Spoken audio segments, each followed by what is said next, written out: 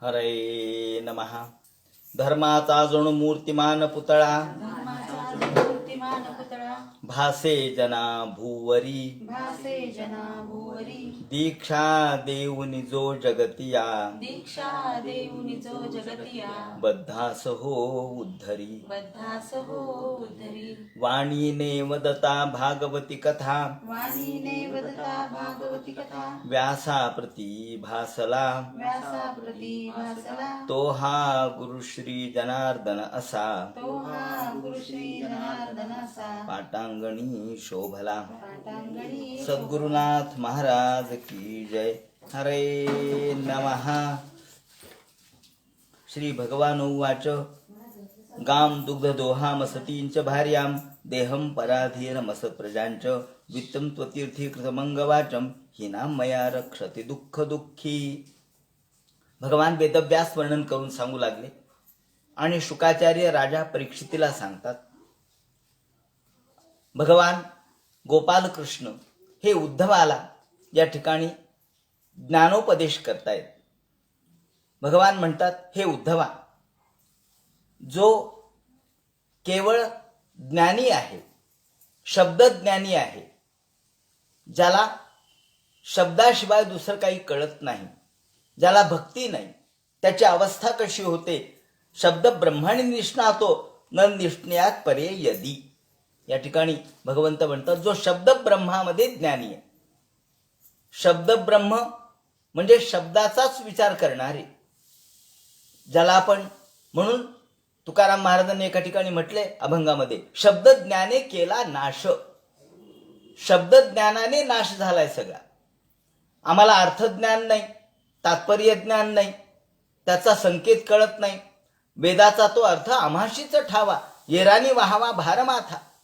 हा संत तुकाराम महाराजांच्या अभंगातला जो इत्यर्थ आहे तो हा आहे की आपण केवळ शब्दाकडे गेलो, शब्दातल्या अर्थ आणि त्यातलं तात्पर्य, त्यातला संकेत, त्यातील सूचकता ही आपल्याला कळली नाही आणि म्हणून वेद कळत नाहीत. या ठिकाणी वेदाचा शब्दार्थ देऊन उपयोग नाही. मॅक्स मुलरला त्यामुळे वेद कळले नाहीत, कारण मॅक्स मुलर हा फक्त शब्दाकडे जाणारा होता. याप्रमाणे ते म्हणतात की शब्द ज्ञाने केला नाश. लोकांचा नाश झाला तो शब्द ज्ञानाने झाला. लोक फक्त शब्द प्रामाण्य मानू लागले. अनुभव प्रामाण्य महत्वाचं आहे, शब्दापेक्षा अनुभव श्रेष्ठ आहे. म्हणून शाब्दे परेच निष्णाते असं वर्णन नेहमी येतं. गुरु कसा असावा, तर शब्द ज्ञान आणि अनुभवी ज्ञान या दोन्ही दृष्टीने तो संपन्न असावा. पर म्हणजे अनुभवी ज्ञान, शाब्दे परेच निष्णाते. या ठिकाणी भगवान गोपालकृष्ण म्हणतात, जो नुसता शब्द ज्ञानाचा विचार करतो, शब्द ब्रह्मणी निष्णातो न निष्ण्यात परे यदी. जो परज्ञान, ज्याला अंतिमतः श्रेष्ठ अनुभवाचं ज्ञान नाही, तो केवळ शब्दज्ञानावर जो पांडित्य मिरवतो, केवळ शब्द पांडित्य, केवळ वरवरच्या शब्दांचा अर्थ सांगणे, तो तर डिक्शनरीचंही काम डिक्शनरी करते. मग डिक्शनरी म्हणजे काय, गुरु आहे का? नाही. गुरुकडून ज्ञान घ्यावं लागतं. शब्दज्ञान तर डिक्शनरीमध्ये आहे, पण त्यातला अर्थ काय, त्यातला संकेत काय, शब्दाच्या पलीकडे असणारा जो लक्षणार्थ आहे तो काय, हे आपल्याला गुरुकडून समजून घ्यावं लागतं. म्हणून ते म्हणतात, श्रमस्तस्य श्रमफलो हे ध्येनुमिव रक्षतः. भगवान गोपालकृष्ण म्हणतात, हे उद्धवा, जो केवळ शब्दज्ञानामध्ये पंडित आहे, पल्लवग्राही पांडित्य ज्याच्या जवळ आहे. पल्लवग्राही म्हणजे वरवरचं, शब्द म्हणजे वरवरचा आहे. शब्द हा फोल आहे, शब्द हा वरवरचा आहे, पण तो त्यातला अर्थ हा गहन असतो. म्हणून शब्दाची वालीप फेडीजे आणि अर्थाची या अंगा घडीजे असं मौलींनी म्हटलं. ते अर्थाने की शब्दाचं आवरण म्हणजे फोल. अहो, तुम्ही फोलाच्याच नादी लागले.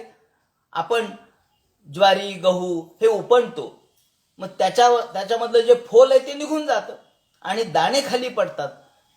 तुम्ही अर्थ सोडून देता, तात्पर्य सोडून देता आणि फोलकटाच्या मागे लागता. तेव्हा फोलकटाच्या मागे लागणं म्हणजे व्यर्थ श्रम आहे असं त्यांनी म्हटले. माऊलींनी सुद्धा, अर्जुना वेदू जरी झाला तरी मी नेणता वाया गेला, कणू सांडवनी उपणीला कोंडा जैसा. कणू सांडवनी उपणीला कोंडा जैसा. कण म्हणजे धान्य सांडलं, सोडून दिलं आणि कोंडाच तेवढा उपणला तर काय होईल हो म्हणले. काय करू लागले म्हणले. काही नाही, कोंडा उपणायला लागलं. मग कोंड्यातून काय मिळणार आहे. कोंड्यातून फक्त श्रम एवही केवलम, केवळ परिश्रम होतील, कष्ट होतील, तात्पर्य त्यातून काही निष्पन्न होणार नाही. म्हणून कृष्ण म्हणतात.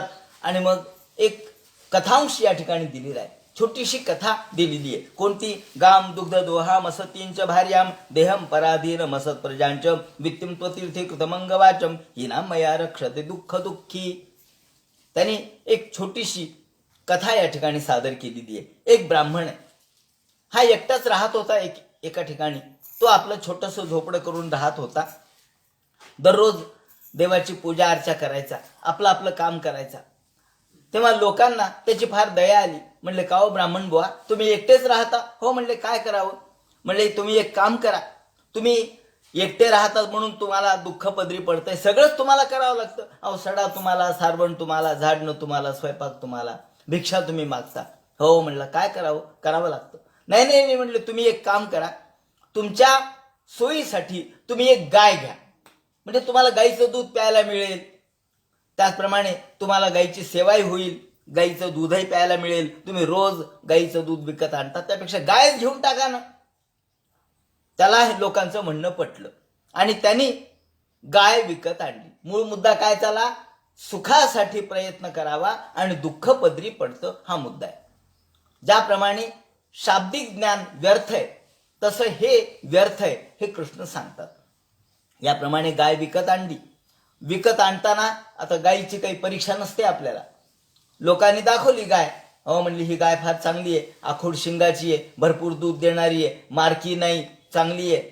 आणि दुधाळ आहे म्हणून दाखवलं, तिची कास मोठी दिसली. हा म्हणले, वा वा, ही गाय फार चांगली आहे.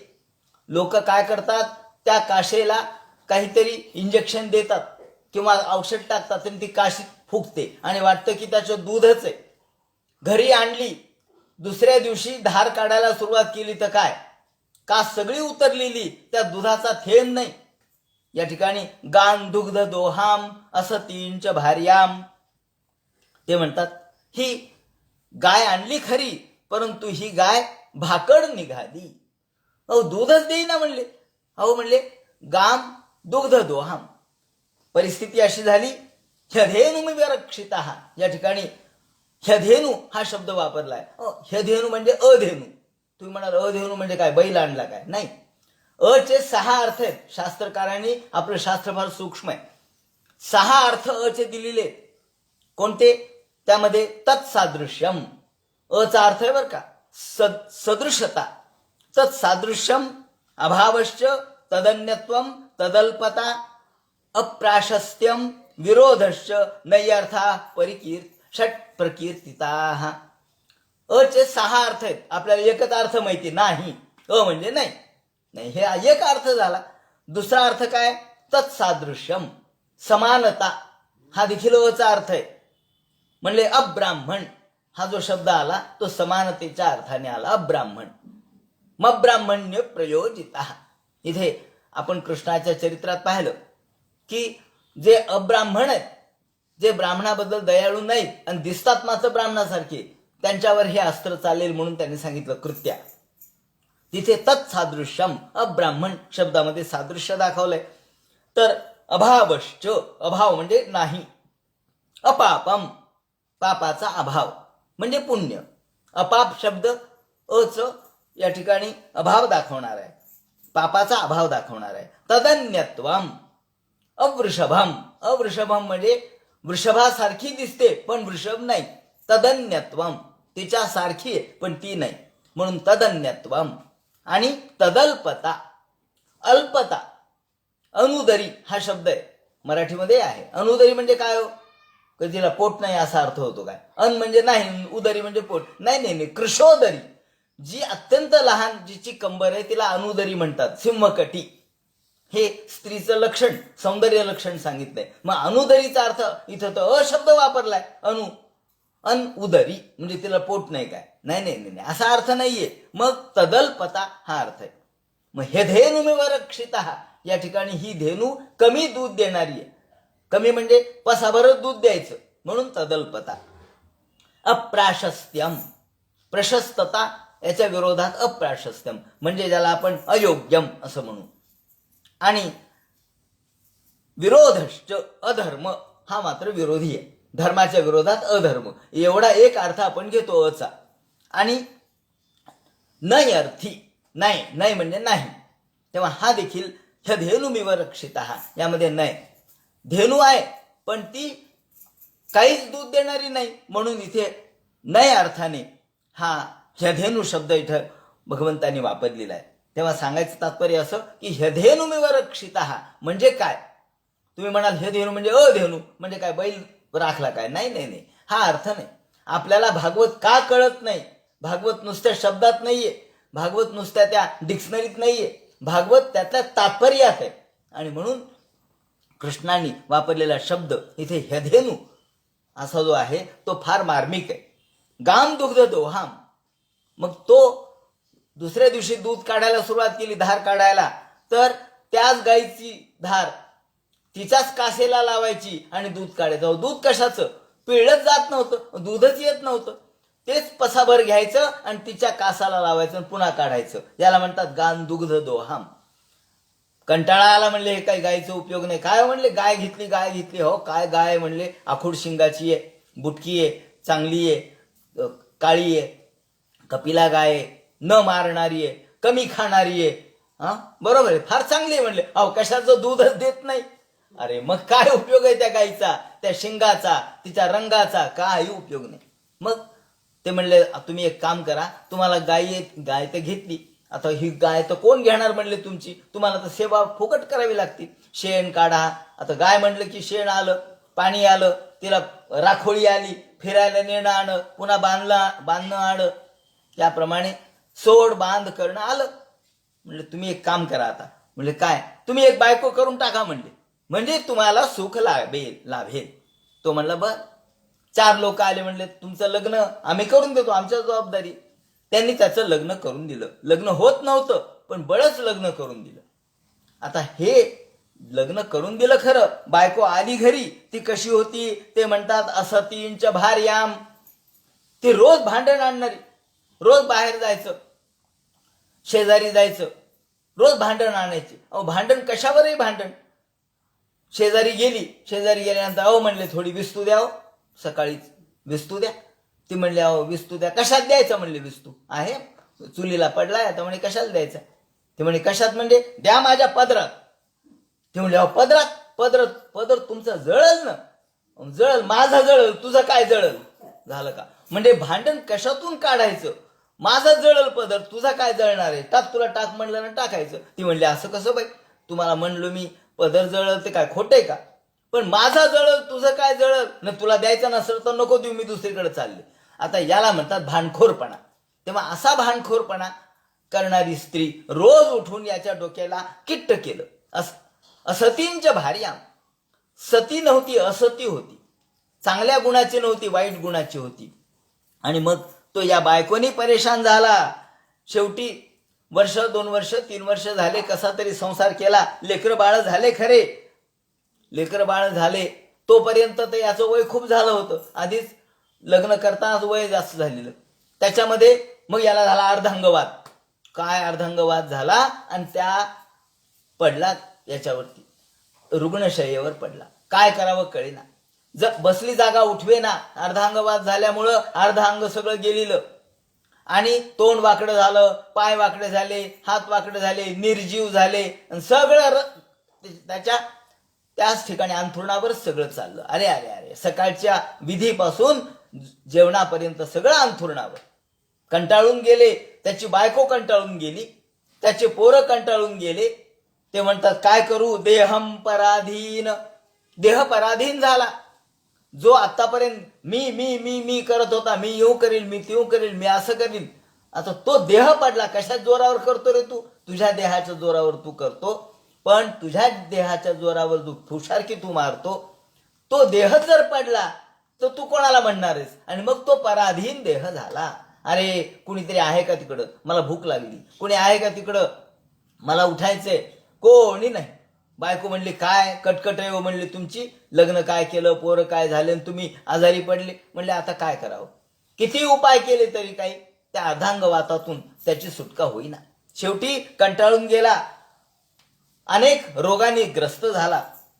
वित्तम त्वतीर्थी कृतमंग वाचम, आणि त्याने वर्णन केलंय, वित्त पैसा मात्र भरपूर मिळवलेला होता, पण हा पैसा सगळा वाया जाऊ लागला, सगळा व्यर्थ गेला. डॉक्टरची भरती होऊ लागली, औषधाची भरती होऊ लागली, लोकांची भरती, मजुराची भरती होऊ लागली, पण सुख काही मिळेना. अरे अरे अरे, सत्पात्री आतापर्यंत दान केला नाही. न दानाय न धर्माय. पैसा हा निदान दानासाठी आहे, धर्मासाठी आहे, अन्नदानासाठी आहे, लोकांच्या सुखासाठी आहे आणि स्वतःच्या सुखासाठी आहे. इथं स्वतःलाही सुख नाही, दान धर्मही नाही, मग काय उपयोग आहे? तो म्हणतो सगळा पैसा वाया गेला. अरे अरे, मला तीर्थयात्रा करायच्या होत्या म्हणल्या, हा पैशानी भरपूर पैसा गोळा केला होता, तीर्थयात्रा करायच्या होत्या. कशाच्या तीर्थयात्रा? इथंच आता अंत्ययात्रा निघायची पाळी आली. म्हणले अरे अरे. शेवटी हा श्रीकृष्ण म्हणतात त्याची अवस्था अशी झाली, वित्तम त्वतीर्थी कृत मंग वाचम. मंग वाचम, वाणी सुद्धा आता अर्धांगवाद झाल्यामुळे काय झालं, तोंड वाकडं झालं आणि बोलता येईना. अहो म्हणले मला चांगलं रामनामाचा जप करायचा होता, तर राम सुद्धा म्हणता येईना, माझ्या जीभ सगळी लुळी पडली. अरे अरे म्हणले, सत्पात्री खर्च नाही, देवाचं नाव घेता येईना. एकनाथ महाराजांनी यावर टीका करताना म्हटलंय, रामनामाविण जे तोंड ते जाणावे चर्मकुंड. रामनावाशिवाय जे तोंड आहे ते चर्मकुंड आहे. चर्मकुंड, चर्मकुंड म्हणजे या एखाद्या आपण एक चर्माचं कुंड ज्याला आपण म्हणतो, काटवट म्हणतो त्याला, त्या काटवट याच्या घरी ज्याप्रमाणे पाणी ठेवलेलं असतं त्याला काटवट म्हणतात. याप्रमाणे एखादा वाईट असणारं जे पात्र आहे त्याला चर्मकुंड असं म्हणतात. हे चर्मच आहे.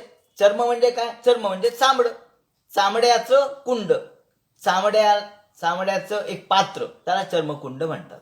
तेव्हा हे जर तोंड, हे जर नाव घेत नसेल देवाचं, तर भगवन नाम न घेई, जी जिव्हा भगवंताचं नाव घेत नाही ती वाणी अशी कशाला.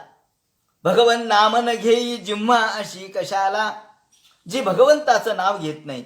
भगवंत नाम घेई, भगवंताचं नाव जिच्या तोंडाला येत नाही ती जिव्हा काही कामाची नाही. दारदूर केव, एका ठिकाणी वर्णन केले भागवताच्या पहिल्या स्कंदात, की दारदुरी केव ही केवळ एका डराव करणाऱ्या असणाऱ्या बेडकाप्रमाणे वाणीचा काही उपयोग नाही. म्हणून चर्मकुंडाप्रमाणे ही वाणी आपल्या तोंडाची अवस्था आहे. म्हणून ते म्हणतात की याची परिस्थिती अशीच झाली, त्वतीर्थी कृतमंग वाचम.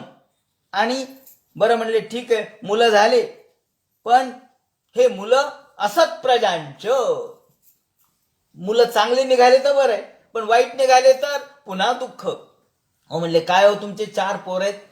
त्याला लोक येऊन सांगायला लागले, हो म्हणले 4 पोर आहेत, तुम्ही एकाचं नाव राम ठेवलं, दुसऱ्याचं लक्ष्मण, तिसऱ्याचं भरत, चौऱ्याचं शत्रुघ्न. वारे वा म्हणले, रामाच्या नावाला तुम्ही काळीमा फासला का? हो म्हणले, तुमचा राम नावाचा मुलगा दारू पितोय आणि लक्ष्मण नावाचा मुलगा तर चोऱ्या करतोय.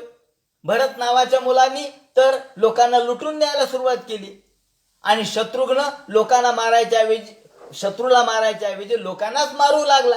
अरे म्हणले काय करावं? असत प्रजांच, सगळी प्रजा असत निघाली, मुलं वाईट निघाले, 4 मार्गाला 4 गेले. कुणी चोर झाले, कुणी डाकू झाले, कुणी हत्या करू लागले, कुणी दारू पिऊ लागले आणि कोणाला इतर गोष्टीचं व्यसन लागलं. आणि मग तो या आपल्या स्वतःच्या या रुग्णशय्येवर पडून विचार करू लागला की अरे अरे अरे, काय माझी अवस्था होती, मी कोण होतो, मी काय केलं आणि माझं काय झालं. हे कोण होता असो तू, काय झाला असो तू, हेच यालाच म्हणतात की आपण कोण होतो आणि आपण काय झालो, माझी अवस्था काय झाली, तो विचार करू लागला. गान दुग्ध दोहम असतींच भार्याम देहम पराधीन असत प्रजांच वित्तम त्वतीर्थी कृतमंग वाचम ही नामया रक्षती दुःख दुःखी. आणि सुखासाठी प्रयत्न करून शेवटी दुःख पदरी पडलं. सुखार्थात सर्वभूतानां मता सर्व प्रवृत्तया सुखंतनु विना धर्म ततो धर्म परो भवेत. म्हणून या ठिकाणी ते म्हणतात, कृष्ण म्हणतात, हे उद्धवा, अशा प्रकारे जो केवळ शब्दज्ञानामध्ये तल्लीन आहे त्याची ही अवस्था होते. जो शब्दज्ञानी आहे त्याला दुसरं काही कळत नाही. वध्याम गिरम ताम बिभ्रयान्न धीरा.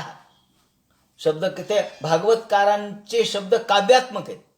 त्यामुळं वंध्याम गिरम, गिरम म्हणजे वाणी. वाणी वंध्या असते म्हणजे काय हो? अहो वाणी वंध्या आहे म्हणजे वाणीमधून भगवंताचं नाव येत नाही, याला म्हणतात वंध्या वाणी. तुम्ही म्हणाल स्त्रीवंध्या असू शकते, पण वाणी, अहो ज्या वाणीतून भगवंताचं नाव येत नाही ती वाणी वंध्या. म्हणजे तिच्यापासून काहीही उत्पत्ती झाली नाही. मग तुम्ही म्हणाल मी बडबड करतो ना, शिव्या देतो ना, मग शिव्या म्हणजे काय उत्पत्ती आहे का? शिव्या म्हणजे काय? शिव्या म्हणजे वाणीचं विटाळलेपण आहे. त्यामुळं वंध्याम गिरम ताम बिभ्रयान्न धीरा, ज्याला धीर नाही, ज्याला धैर्य नाही. आणि म्हणून हे उद्धवा मदर्थे धर्मकामार्थान नाचरण मदपाश्रया, यासाठी हे उद्धवा माझ्या केवळ भक्तीनेच सगळ्या गोष्टी परिपूर्ण होतील, ज्ञान माझं प्राप्त होईल. अनिहोबित भूक शांत, जो खऱ्या अर्थाने कमी अल्प जेवण करणारा, शांत आहे, मन स्थिर असलेलं आहे, अप्रमत्त आहे, गंभीर आणि धृती, हे सगळे सद्गुणाचे वैशिष्ट्य आहे. धृती म्हणजे काय? धृती म्हणजे धैर्य. त्याचप्रमाणे बुद्धीचं संयमन, ज्याला आपण इंद्रिय संयम असं म्हणू, या दोन्ही दृष्टिकोनातून शम आणि दम, उपरती आणि तितिक्षा, अप्रमत्त, कुठेही स्वतःचा गर्व नाही, ताठा नाही, असा जो असेल आणि जो केवळ माझं कथांचं श्रवण करील. मग कथा श्रवणे श्रद्धा, ज्याच्या अंतःकरणामध्ये माझ्याबद्दलची श्रद्धा आहे, माझ्या कथा गाथा जो ऐकतो. आणि मग जन्म कर्म कथनम. आता भक्ती म्हणजे काय ते सांगतात. शेवटी काही जरी नसलं तरी परिपूर्ण अर्थाने माझ्याशी एकरूप जो होतो तो खऱ्या अर्थाने माझा भक्त आहे. माझा जन्माचं कृष्ण म्हणतात, माझ्याच जन्माच्या कथा सांगा, माझेच जीवनातल्या लीला सांगा.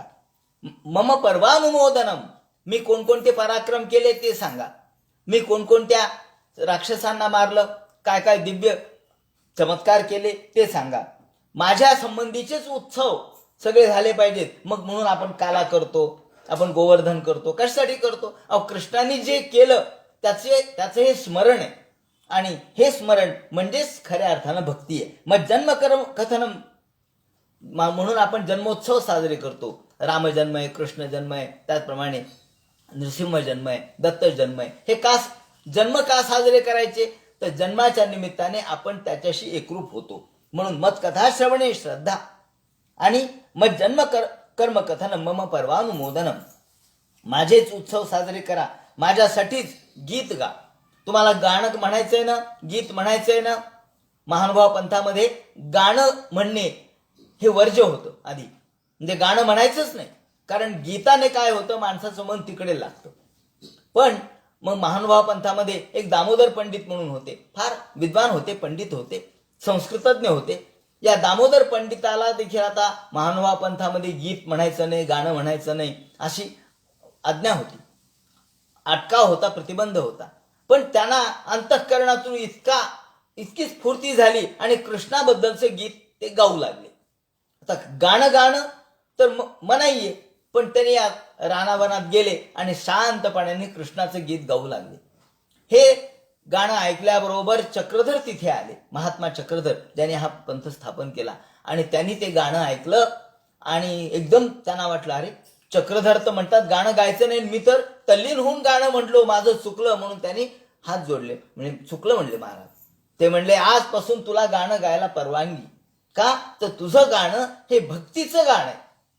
कोणतं गाणं गायचं नाही? अहो स्त्री गीत गायचे नाही, म्हणजे वाईट गाणे गायचे नाहीत, विकार निर्माण करणारे गाणे गायचे नाहीत, विनाकारण हातवारे करणारे गाणे गायचे नाहीत, जे सध्या टीव्ही मध्ये चालतंय ते गाणं गायचं नाही. गाणं तुझं ऐकल्याबरोबर अरे माझी सुद्धा तल्लीनता, माझी देखील तंद्री लागली, तेव्हा आजपासून तू गाणं गाऊ शकतोस. म्हणून त्याला परवानगी दिली या दामोदर पंडिताला. आणि मग दामोदर पंडितांनी या गाण्याचा स्वीकार केला.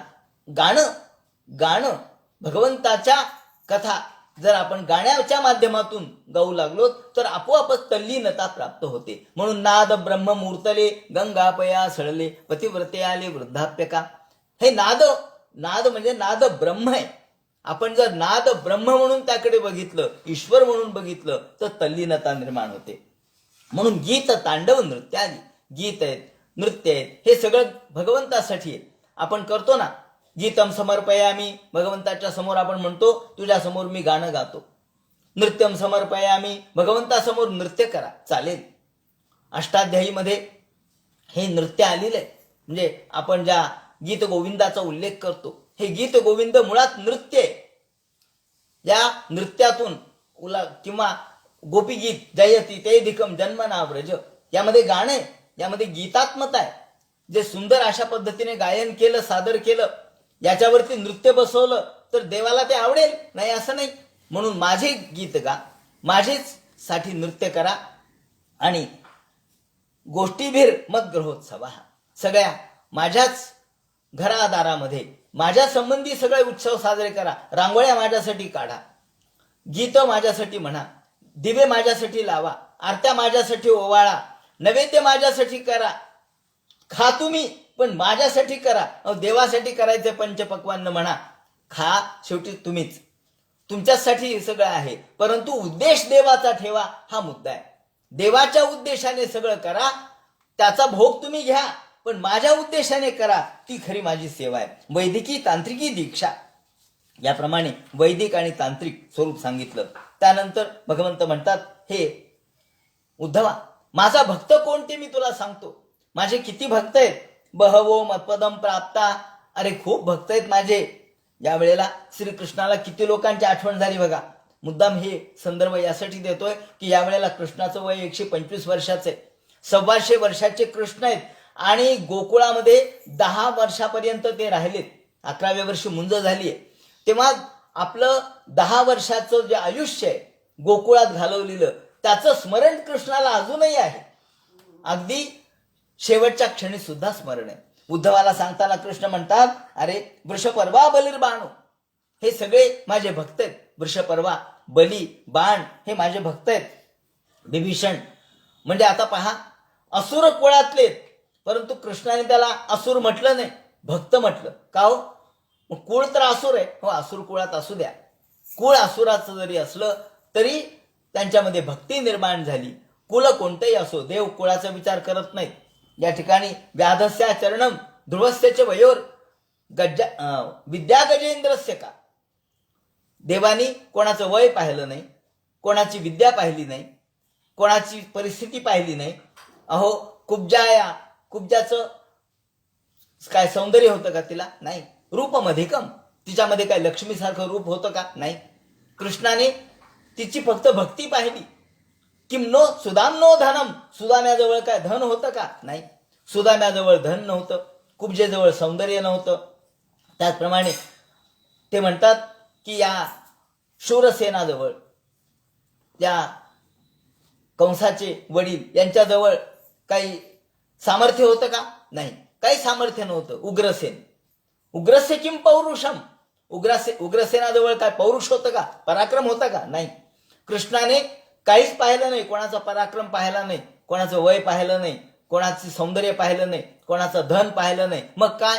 फक्त भक्ती प्रिय श्रीपती, भक्ती कृष्णाला प्रिय आहे, ईश्वराला प्रिय आहे. म्हणून ते म्हणतात, सुग्रीवो हनुमान वृक्षो, सुग्रीव हा माझा भक्त झाला, हनुमान भक्त झाला. वृक्ष म्हणजे हे ज्याला आपण अस्वल, भगवंतांच्यासाठी ज्यांनी 3 जन्म, वामनाच्या काळात तोच होता, रामाच्या वेळेला तोच होता, आणि कृष्णाच्या वेळेला सुद्धा जांबवंत जो आहे, ज्यांनी त्याची मुलगी कृष्णाला दिली जांबवती, तो जांबवंत, त्याला वृक्ष म्हणतात. तेव्हा हा जांबवंत तो माझा भक्त आहे. आता जांबवंत काय माणूस आहे का? पण नाही, कृष्णाने त्यावर प्रेम केलं भक्तच म्हणून. गजो, गृध्रो, गरुड हा देखील भगवंताचा भक्त आहे. असं म्हणतात की गरुडाचे जे 2 पंख आहेत त्यामधून सामवेदाचं गायन चाललेलं असतं.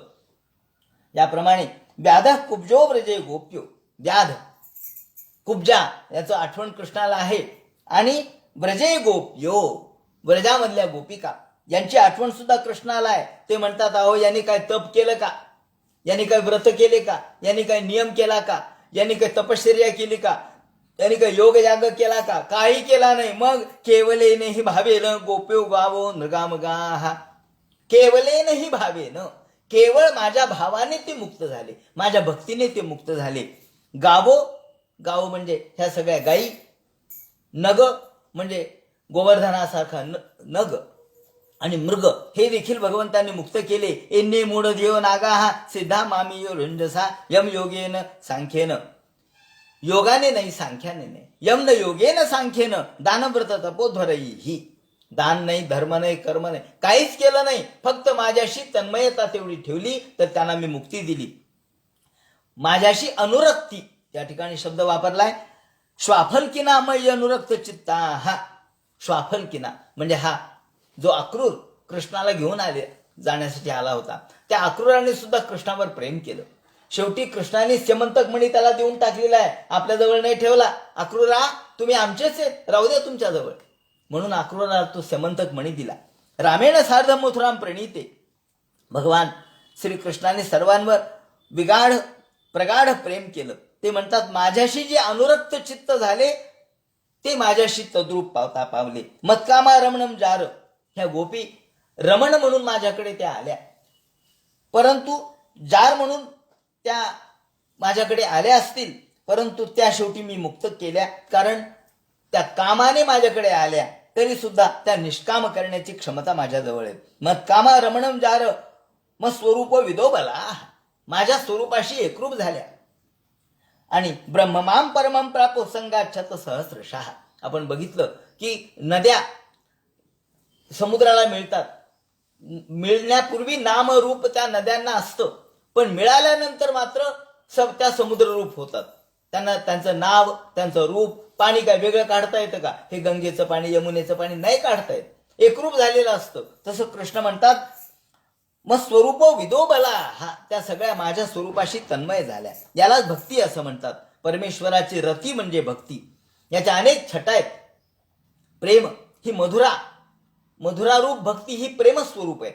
मधुरा भक्तीची प्रारंभिक अवस्था म्हणजे प्रेम, मधुरा भक्तीची प्रारंभिक अवस्था म्हणजे प्रेम, त्यानंतर स्नेह, मग प्रणय, त्याच्यानंतर मान म्हणजे लज्जा इत्यादी भावना, त्यानंतर राग म्हणजे लौकिक रागाचा त्याग, त्यानंतर अनुराग, आत्मविस्मृती म्हणजे अनुराग, त्यानंतर महाभाव, रतीमध्ये त्यांच्या भगवंताची जी, ज्याला आपण महारस म्हणतो, रासक्रीडा म्हणतो, ती रासक्रीडा म्हणजे महाभाव आहे असं वर्णन केलेलं आहे, म्हणून त्याला महारस असं नाव दिलेलं आहे. आणि 8वा आहे दिव्योन्माद.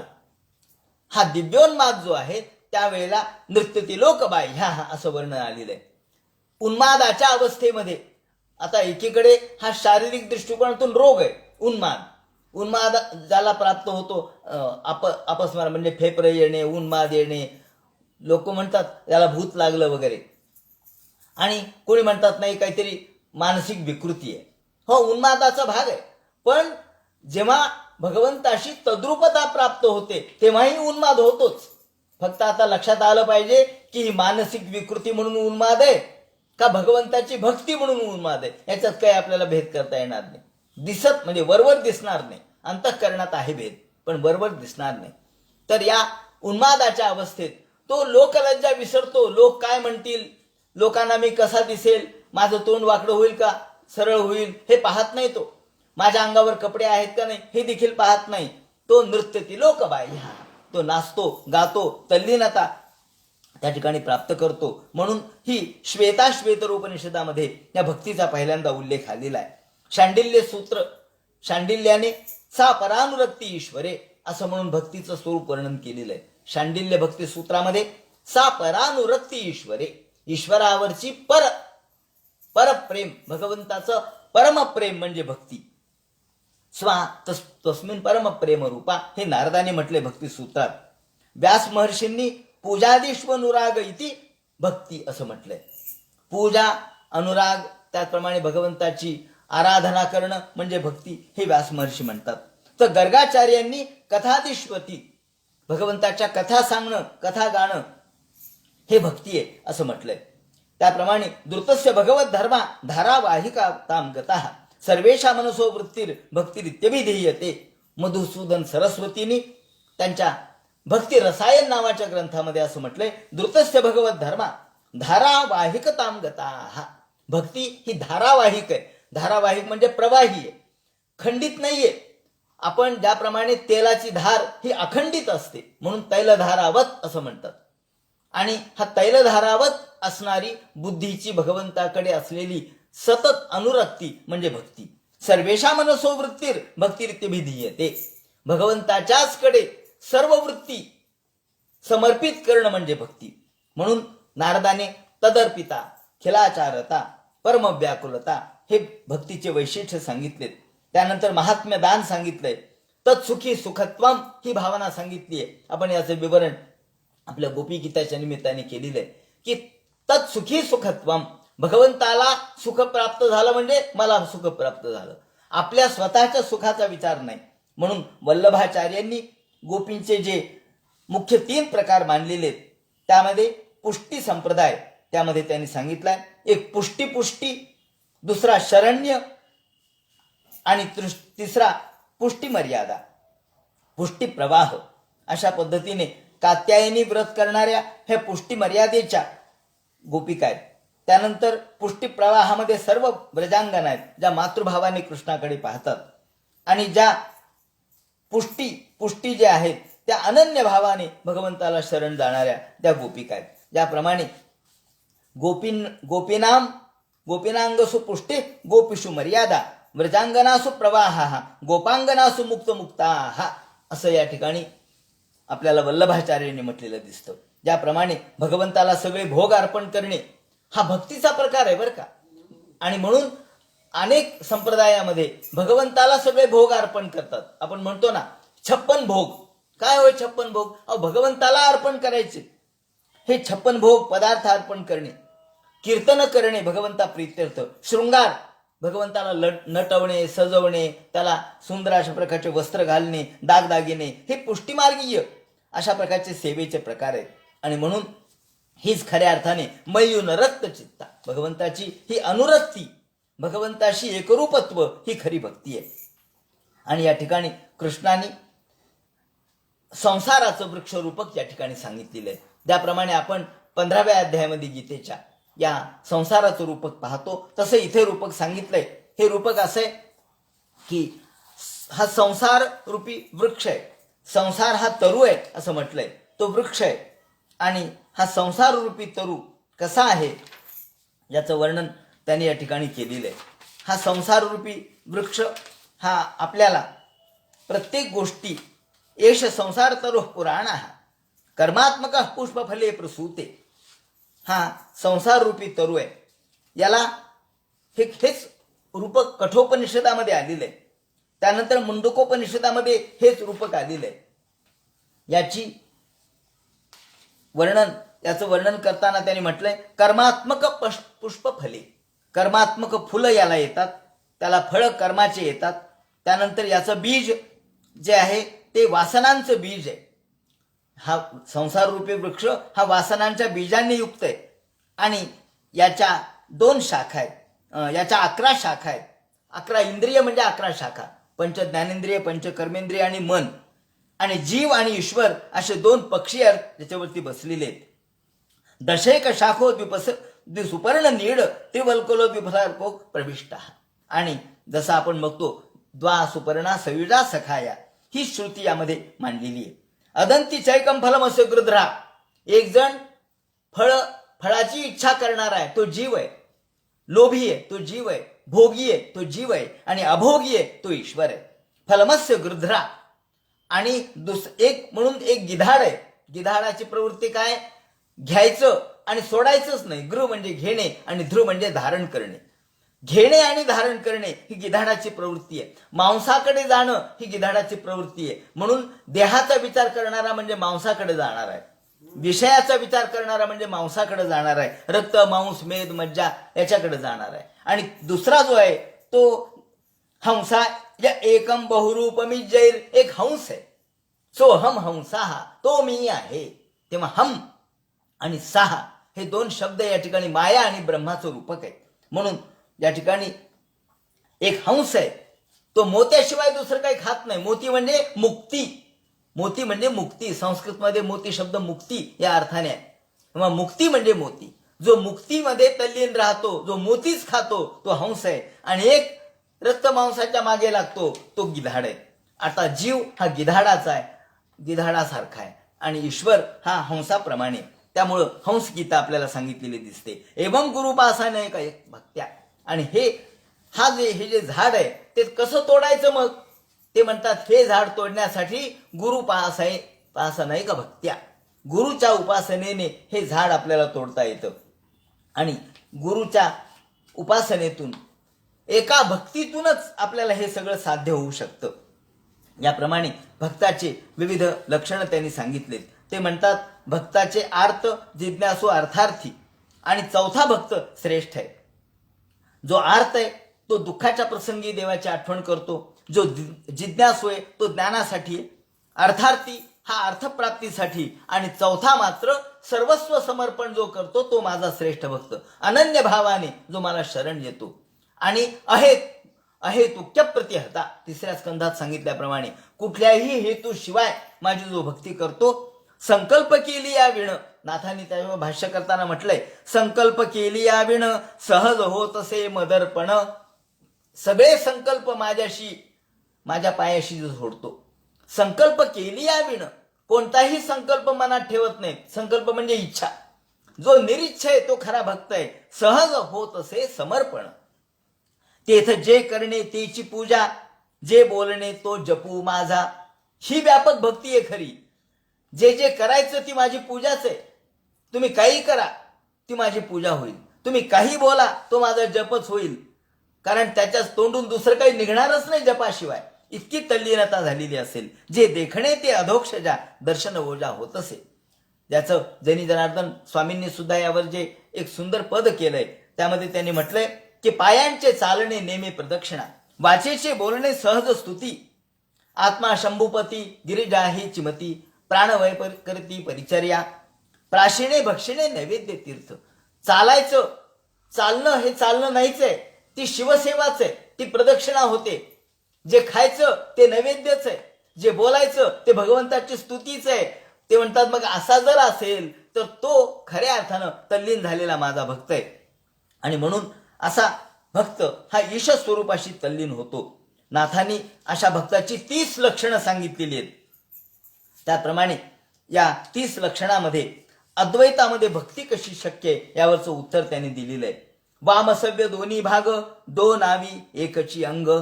वाम आणि सव्य आपल्या शरीराचे 2 भाग आहेत, एक डावा भाग आणि एक उजवा भाग. पण दोन्ही मिळून एकच शरीर आहे ना. हा, शरीर एकच आहे, पण डावा आणि उजवा हे फक्त आपल्या व्यवहारापुरता आहे. त्याप्रमाणे ते म्हणतात भक्तामध्ये एकत्वच आहे.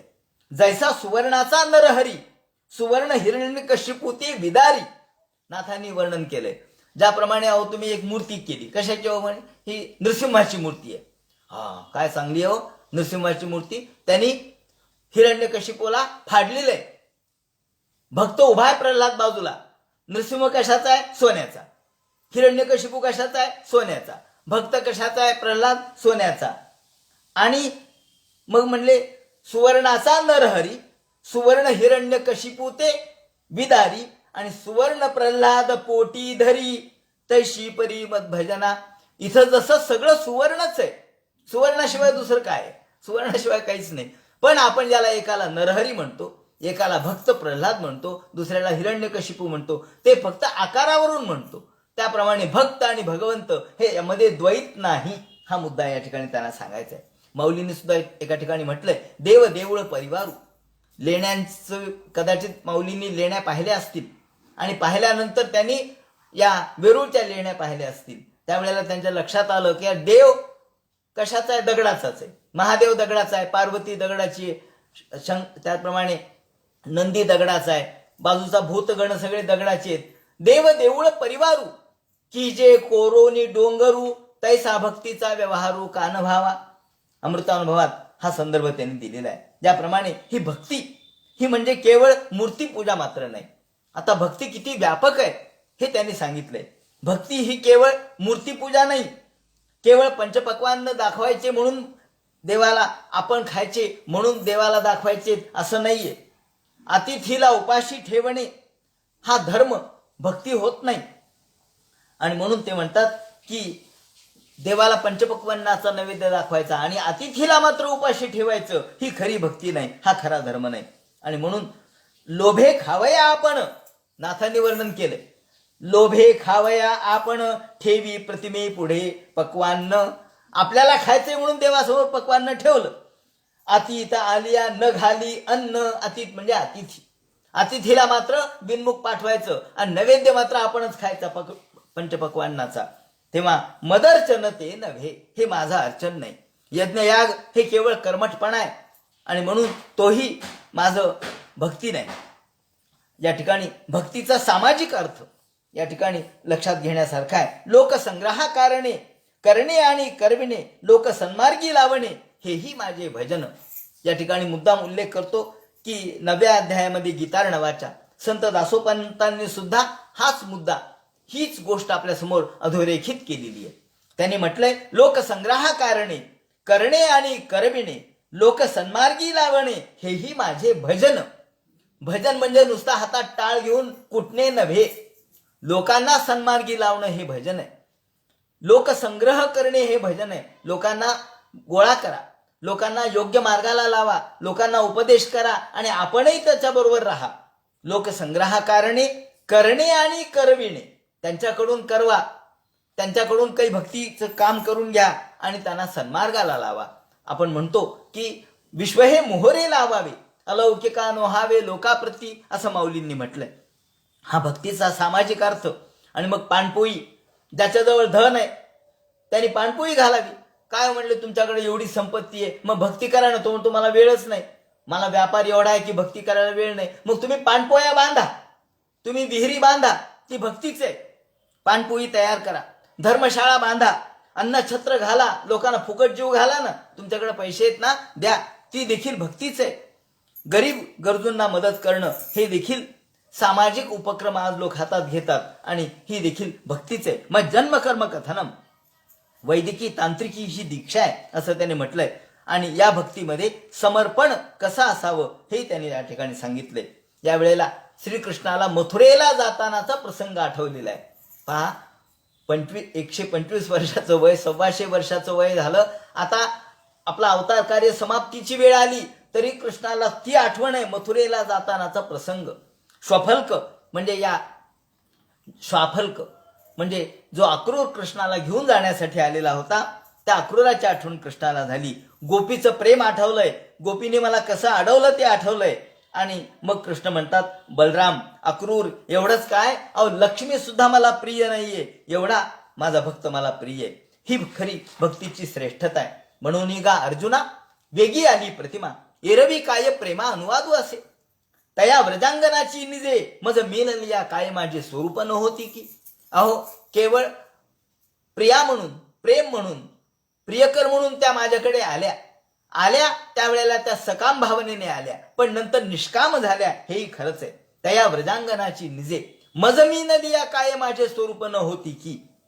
म्हणून या ठिकाणी कृष्णाने आपल्याला गीतेमध्ये, म्हणजे ज्ञानेश्वरांनी सुद्धा गीतेचा अन्वयार्थ लावताना हेच सांगितलंय आणि इथेही आपल्याला हेच दिसतं. याप्रमाणे एक बीज आणि वृक्ष कशा पद्धतीने आहे या संसाराचा ते सांगितल्यानंतर ते म्हणतात, संसाराचं रूपक या ठिकाणी मांडलेलं आहे. पुरातन कर्माची फळं याला येतात. हे फळं दोन आहेत, हे दोन फळं आहेत, एक सुखाचं फळ आहे, एक दुःखाचं फळ आहे. आणि मुक्ती किंवा मोक्ष हे मुक्ताफळ जो हंस खातो ते खऱ्या अर्थाने आपण आत्मसात केलं पाहिजे. या वृक्षाला बीज, मूळ, नाल, फांद्या, साल, फळं, त्यावरची घरटी, तो गगनचुंबी कसा वाढतो त्याचं वर्णन केलेलं आहे. पाप पुण्याच्या बीजातून, या वासनारूप बीजातून हा वृक्ष उत्पन्न होतो. सत्व, रज, तम याच्या नाल म्हणजे याला आहे. याचे रस कोणते आहेत तर पंचमहाभूत, शब्दरूप, रसगंध, स्पर्श, तन्मात्रा याचे रस आहेत. पंच ज्ञानेंद्रिय, पंच कर्मेंद्रिय आणि मन याच्या फांद्या आहेत. घरट आहे याच्यामध्ये आणि यात जीव आणि शिव दोन पक्षी राहतात. याचे साल जे आहे ते वात, पित्त आणि कफाची साल आहे. आणि सुखदुःखाचं फळ याला येतं, ब्रह्मांडातली याची व्याप्ती आहे. असं हे दुःखरूप फळ देणारं संसाराचं झाड आहे. पण जीव गिधाडाप्रमाणे केवळ ग्राम्य सुखाची अपेक्षा करतो आणि या संसारात अडकतो. आणि हंस हा मात्र मोत्याशिवाय दुसरं काही खात नाही. म्हणून या ठिकाणी हंस गीता त्यांनी सांगितली. हंस रूपाने भगवंतांनी जे ज्ञान सांगितलं सनक सनंदन सनातन सनत कुमाराला, त्याचे विवरण या ठिकाणी केलेलं आहे.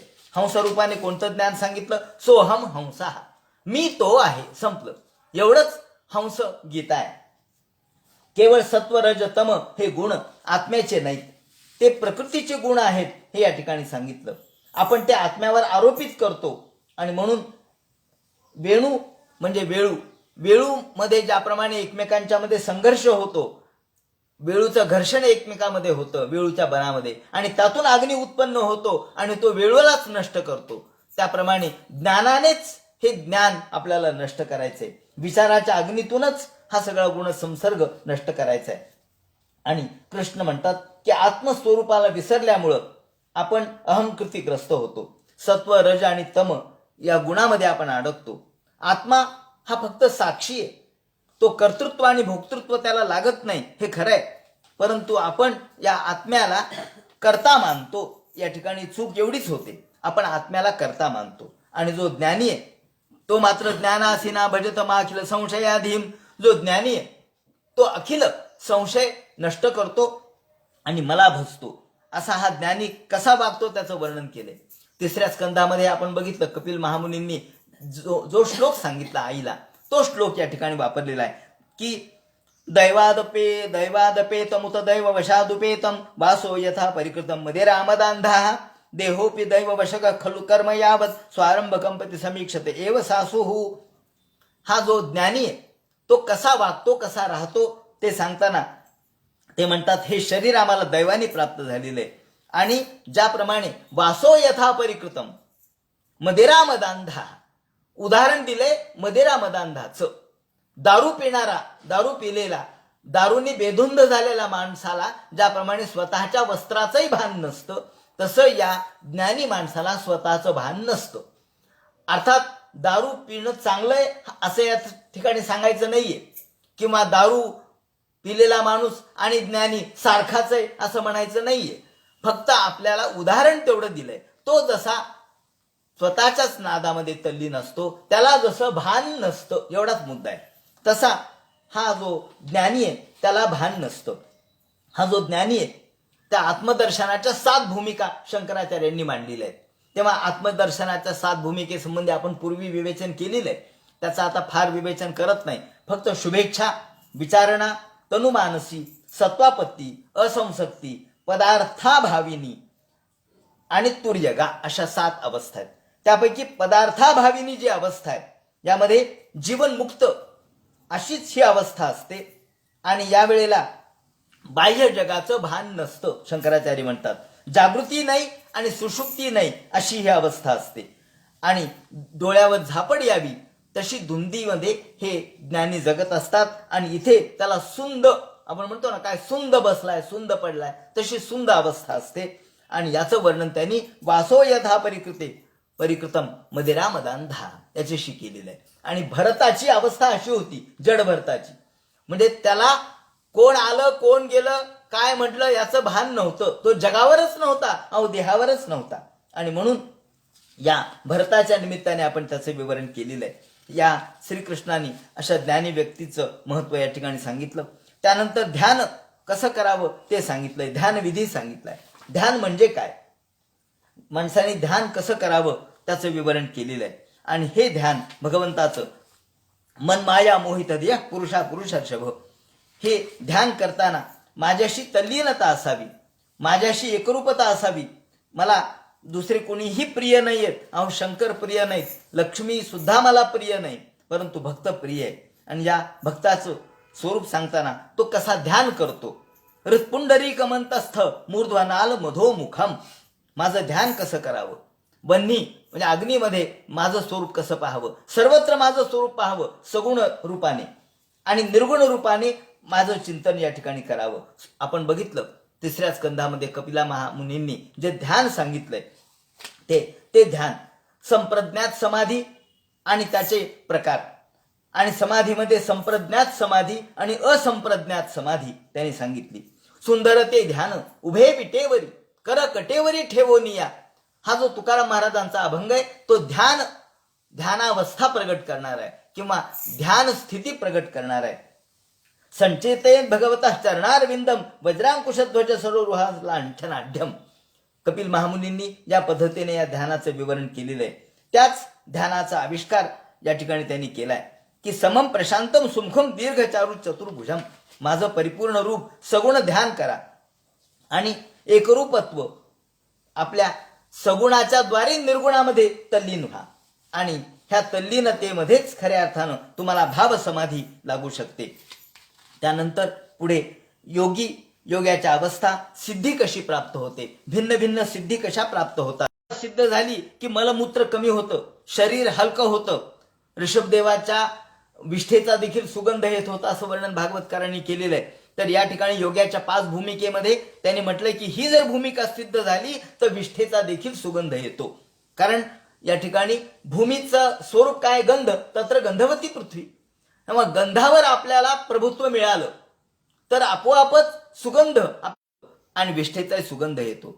त्यानंतर दुसरी नाभीपर्यंत, गुडघा ते नाभी ही जलाची भूमिका आहे. या वेळेला काटे बोचत नाहीत, काटे टोचत नाहीत, तो पाण्यावर तरंगतो, त्याला भूक ताण लागत नाही. त्यानंतर नाभी पासून कंठापर्यंत तेज भूमिका आहे. ज्या वेळेला अन्न किती खाऊ शकतो, गाडाभर अन्न सुद्धा खाल्लं तरी काही होत नाही. कृष्णाने नाही का 12 गाव अग्नी गिळला, काही झालं नाही, तेव्हा अन्नाची पीडा होत नाही. दूरश्रवण दर्शनम इथे आहे. म्हणजे तेज भूमिका पक्की झाली की दूरश्रवण दर्शनम, किती दूरचं ऐकू येतं, किती दूरचं दिसतं. आणि चौथी भूमिका ही कंठ आणि भ्रूमध्यमध्ये, त्यामध्ये वायू ही भूमिका आहे. ती सिद्ध झाली की वृक्षावर टनाटन उड्या मारता येतात, वानराप्रमाणे तो जातो आकाशगामी, आकाशातून त्याला संचार करता येतो. त्याप्रमाणे तो 5वी भूमिका भ्रूमध्य भाग आणि रंध्रापर्यंत आहे, ब्रह्मरंध्रापर्यंत 5वी भूमिका. यावेळेला तो त्रिकालज्ञ होतो. म्हणजे पृथ्वी, आप, तेज, वायू आणि आकाश या 5 भूमिका सिद्ध झाल्या की तो त्रिकालज्ञ होतो. अष्टमहासिद्धीत त्याला प्राप्त होतात, अनंत चमत्कार त्याला करता येतात, विविध नाद त्याला ऐकू येतात, घंटानाद, दुंदुमेनाद, वीणानाद, वेणुनाद, मृदंगनाद, मेघनाद आणि समुद्रनाद. अशा त्यांनी झाला दशविधनाद वाद्य वाजती अंबरी, हे 10 नाद त्याला ऐकू येतात. आणि अंतर्नाद ऐकू येतो, त्याला म्हणतात सोहम सोहम, त्याला म्हणतात अनुहत नाद. हा अनुहत नाद त्याला ऐकू येतो. याप्रमाणे तो मुक्ती मार्गाकडे जातो असं वर्णन या धारणेचं केलेलं आहे. म्हणजे धारणा म्हणजे काय, तर नाभिस्थानी मणिपूर चक्रामध्ये किंवा हृदयस्थानातील अनाहत चक्रामध्ये, आज्ञा चक्रामध्ये, मूर्धस्थानी सहस्रदली कमलात इष्टदेवतेचं स्मरण करणे म्हणजे धारणा. याप्रमाणे स्वच्छंद मृत्यूना देवानाम या ठिकाणी तेच वर्णन भगवंतांनी केलेलं आहे. अशा पद्धतीने भगवंतांनी आपल्या वेगवेगळ्या अवतारामध्ये मी कोणत्या कोणत्या वेळेला कोणते अवतार धारण करतो ते सांगितलंय. विभूती योग सांगितलाय. जसा आपण बघितला 10व्या अध्यायामध्ये, गीतेच्या 10व्या अध्यायात जसा विभूती योग सांगितलाय तसाच विभूती योग इथेही सांगितलाय. तो 16व्या अध्यायामध्ये तुम्हाला दिसेल.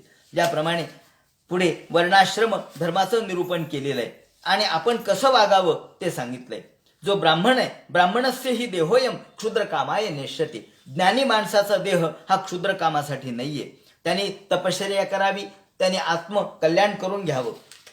कृच्छ्राय तपसेचेह प्रित्यानंत सुखायच, त्याने आत्मज्ञानाचा मार्ग चोखाळला पाहिजे. याप्रमाणे तिष्ठेत वनम वोप विषेत प्रजावान वा परिव्रजेत. आपण कालच बघितलं, जने वसन कोपी वने विरागी, वने वसन कोपी जने विरागी. त्याप्रमाणे संन्यासाने कसं वागावं, ग्रहस्थाश्रमाने कसं वागावं त्याचं वर्णन केलंय. आणि एक जाता जाता फक्त मुद्दा सांगतो, दृष्टीपूतम नेसेत पादम वस्त्रपूतम पिबेत जलम. भागवतामध्ये आपल्याला विज्ञान काय सांगितलंय, आरोग्याचे नियम कोणते सांगितलेत ते सांगितलंय की आपण रस्ता सरळ बघून चालावा हे देखील सांगावं लागतं. रामदास स्वामींना नाही का हे सांगावं लागलं, सकाळी उठोनी दातासी धुवावे. रामदास स्वामींनी सांगितलं. का बरं? लोक तोंडच धुत नव्हते. मग ते म्हणले आपण आपल्या मोठ्या भावाच्या मुलाला उपदेश करण्यासाठी लोकाला उपदेश करावा म्हणून पत्र पाठविलं. त्याप्रमाणे दृष्टीपूतम, समोरची आपला रस्ता स्वच्छ बघावा आणि पाय टाकावा. याचा अर्थ काय हो, याचा अर्थ असा का समोर रस्ता बघायचा नाही नाही नाही, जगताना सुद्धा दृष्टी पक्की ठेवून जगावं, विचारपूर्वक जगावं हा अर्थ आहे.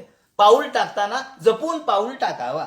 आणि वस्त्रपूतम पिबेत जलम, अर्थात वस्त्रगाळ पाणी प्या, फिल्टरचं पाणी प्या, वाईट पाणी पिऊ नका, मग रोगराई होईल. सत्यपूताम वदेत वाचम, आणि सत्य बोला, यथा सत्य बोला तथा तथ्य चाला, रामदास स्वामींनी म्हटल्याप्रमाणे. आणि मनःपूतन समाचरित, लोक फक्त अर्धवटच घेतात. काय भागवतकरांनी सांगितलं मनःपूतन समाचरित म्हणजे काय हो, मनासारखं वागा.